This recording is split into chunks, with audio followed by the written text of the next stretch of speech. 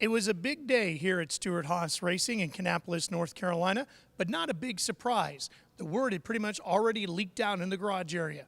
Tony Stewart is retiring from full-time NASCAR Sprint Cup racing.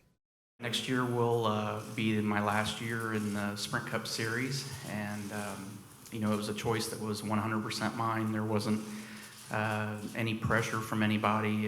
If anything, it was the opposite. I had more people trying to talk me out of it than anything. So, I think it's a scenario where everybody in their career at some point, makes the decision that it's time for a change, and it's nothing that you plan. I think it happens. I think deep down, when it's time to do something different, to make a change like this. So,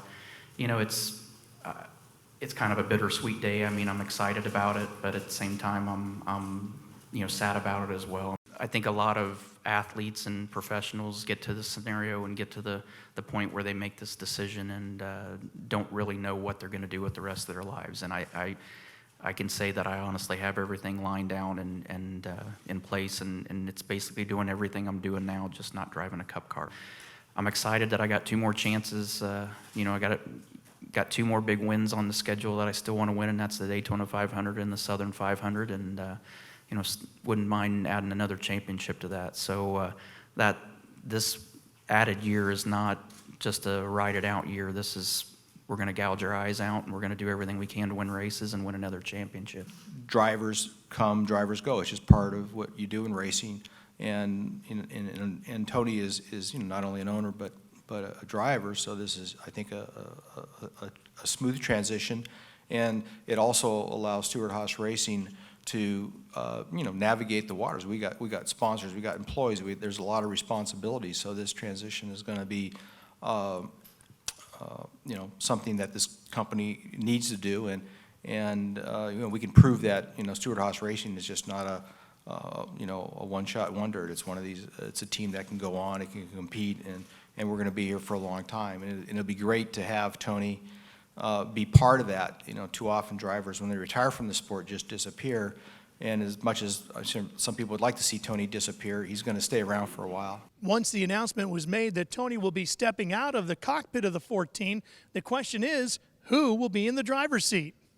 Another guy that has immaculate hair and a great personality and has a very similar background to mine and passion for motorsports outside of NASCAR is the guy that's going to take over the number 14 Chevrolet, and that's Clint Bowyer. This is an unbelievable opportunity. I mean, just to think how my year started.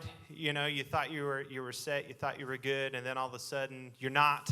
And then all of a sudden that led to a door opening at one of the biggest powerhouses in this sport. I mean, that's, to me, is what this world's all about. I always enjoyed the fact that Tony Stewart's character was on that racetrack. But his brand, I've lived through my whole life of Tony Stewart's brand and what that means to motorsports, what it means to younger drivers coming up through weekly racing series all across the country, my late model teams that are racing nationally.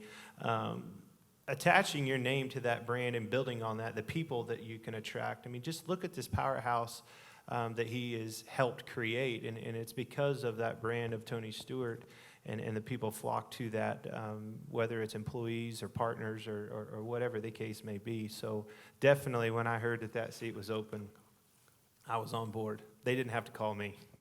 While it's disappointing for many NASCAR fans that Tony's stock car career is coming to an end, short track fans are very excited because Tony's talking about ripping the fenders off, putting dirt track tires on, and going back to his roots of open wheel dirt track racing. Of course, we'll be there with Speed Sport to follow it.